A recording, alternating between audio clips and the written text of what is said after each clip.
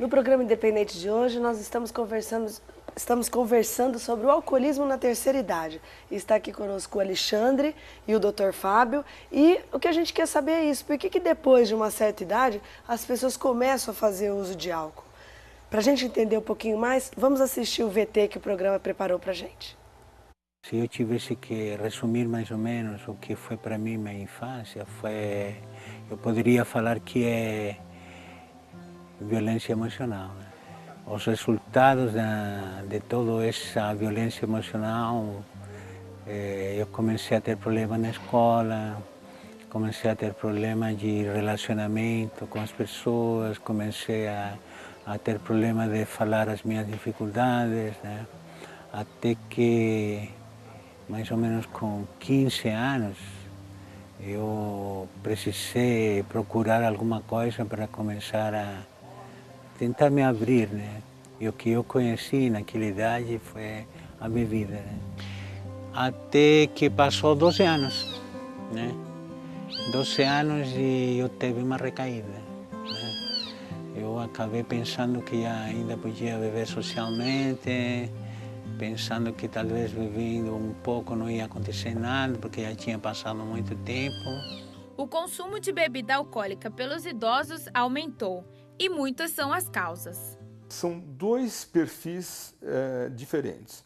Existe um perfil do idoso que bebe, que ele já bebia antes, bebia na adolescência, bebia na idade adulta, e quando ele se torna idoso, ele continua bebendo. Já há contrações físicas no corpo dele, no fígado, uma cirrose às vezes, no cérebro, podendo levar a uma demência alcoólica.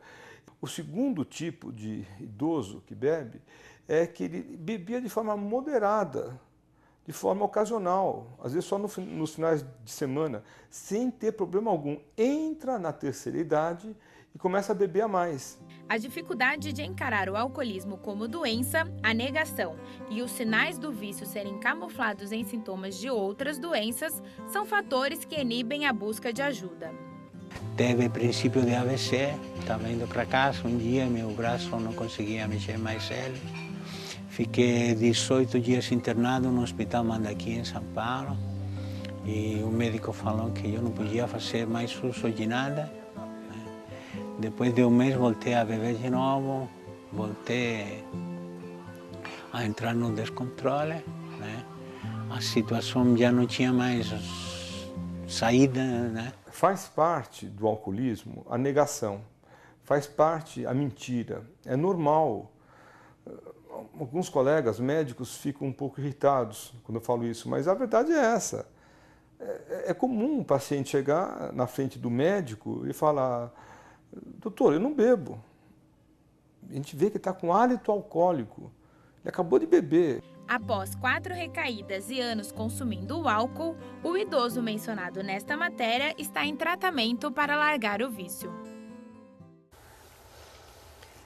Interessante, né? E assim, o que o Dr. Arthur Guerra falou de negação, eu acredito muito nisso, né? Imagina, você passou a sua vida inteira trabalhando, manteve a sua família, se aposentou e aí você começa a beber, né? E como você vai falar, não, eu não estou bebendo, é de vez em quando só.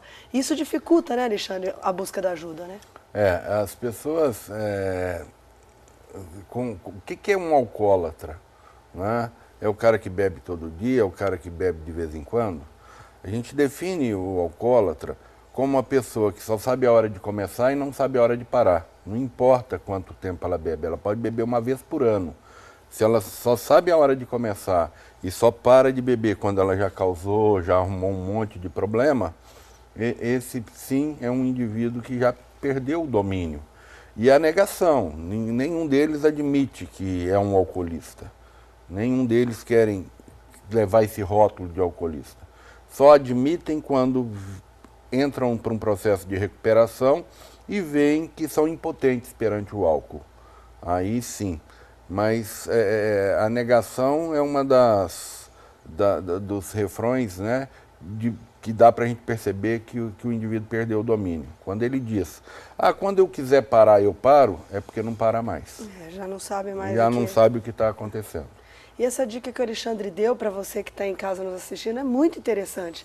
Porque realmente, às vezes, a gente tem um familiar que ele sabe quando começa, mas não sabe quando acaba, a festa fica uma bagunça. Estraga a festa. Estraga a festa e ele fala, não, mas eu não tenho problema porque é só de vez em quando. Mas já perdeu o controle emocional, né? Que é o mais importante. Tem mais uma pergunta pra gente, vamos assistir.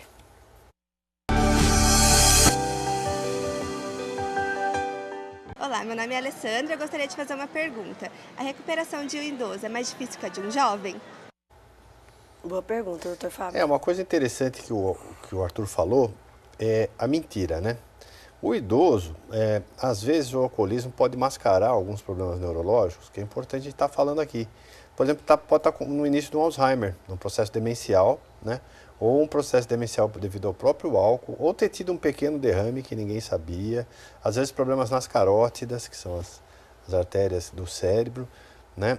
E isso aí são complicadores do tratamento. A própria situação existencial do idoso, tipo assim, eles falam muito, eu vou parar de beber e vou fazer o quê? Exatamente. Então, na Já nossa fiz tudo, cultura, né? a gente só sabe divertir se for com álcool ou com droga. Infelizmente, no Brasil, as pessoas estão perdendo a capacidade de se divertir sem estar bebendo ou sem estar usando droga, principalmente o idoso, né? Eles se queixam muito disso. E quando ela pergunta se o tratamento é mais fácil ou mais difícil, não falo nem emocionalmente, mas em termos de estrutura física, a gente pode falar se é mais fácil ou mais difícil ou depende? Ele é mais difícil, tá? Um senhor com 70, 80 anos, você querer tirar a bebida dele, é o único prazer que ele está tendo na vida.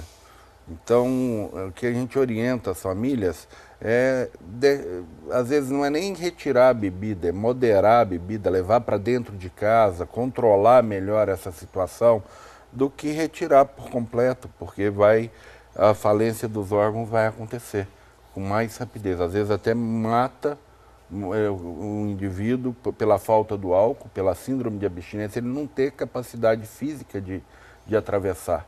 Pode até piorar, né? Pode até piorar as coisas. Piora. Né? O programa Independente tem um quadro que chama Quadro Recomeço. São de pessoas que estão lutando, estão na batalha contra as drogas para conseguir parar de fazer o uso delas. Então eu quero te convidar a assistir conosco.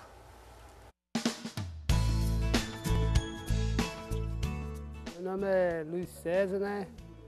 Tenho 32 anos, né? Sou da cidade de Rio das Pedras, né? Aliás, né, minha história começou assim, né, eu era uma pessoa de família bem sucedida, né, não era família rica, mas o amor, o carinho sempre me dava, sempre me apoiou, apesar de ser abandonado pelo meu pai, né, eu tive um avô que me criou, né, me criou com educação, me deu tudo que um filho precisava, né, um pai, ele me deu, né. Só que eu morava no norte, né, e vim para o estado de São Paulo, né, e aqui eu comecei a encontrar amigos, comecei a sair com as pessoas, né? Deixei de ouvir meu avô, deixei de ouvir a minha avó. Daí comecei a me envolver com as pessoas que achavam que eram meu amigo, né? Foi onde me apresentaram a droga, né? E eu, no começo, parece que tudo é bom, tudo é maravilhoso, tudo é, né? É a primeira vez, a primeira vista, né? Me envolveu aquilo, né? Aí é onde eu comecei a deixar meu avô de lado, comecei a maltratar meu avô, comecei a maltratar minha avó, né? Comecei a usar droga, comecei a usar, me envolver, né? E quando eu me dei conta, não tinha mais saída, não tinha mais para onde correr. Porque a droga, ela é assim, ela vem, né? Ela envolve a pessoa de uma maneira que afeta todos os lados da gente, o físico, o espiritual e a mente. Quando a gente cai em si, já é tarde, muitas das vezes é tarde de sair. Eu descobri aqui na clínica que eu tenho um problema e que não é resolvido assim, da maneira que as pessoas acham que tem que ser resolvido, né? Ela é tratada espiritualmente, ela é tratada não com remédio, né? Hoje eu vejo isso, sim, com palavras, é uma doença sentimental, né? Eu era um moleque traumatizado, né? Perdi meus pais, né? Separado, fui morar na rua, passei humilhação, vivia, mas eu sempre sonhei em sair dessa vida, né? Sempre quis sair dessa vida. Né? Então, hoje, sou grato a Deus, né, por estar no lugar que eu estou. Porque antes de eu vir para cá, eu achei que eu ia morrer. Verdadeiramente, para mim, não tinha sentido.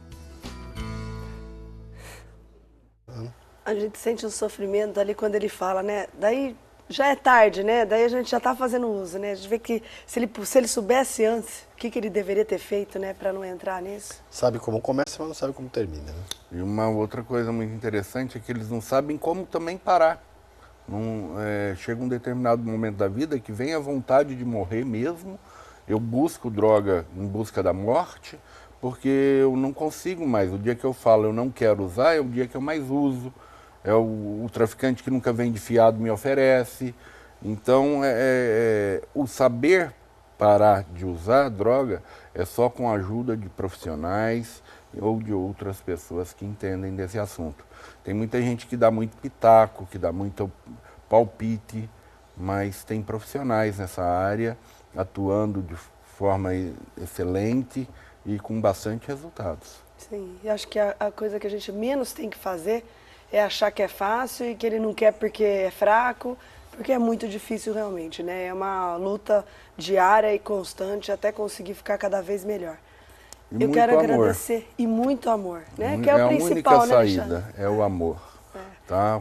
A pessoa passar a vivenciar a Deus no amor, ser tratado com carinho pelos profissionais, não tem outra saída.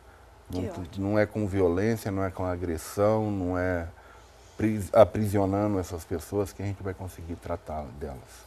Alexandre, muito amor. Muito obrigada pela sua participação, por essa mensagem tão bonita. Doutor Fábio, muito obrigada pela participação. E a você que nos assistiu, mais um programa independente, agradeço a sua participação e te espero a semana que vem.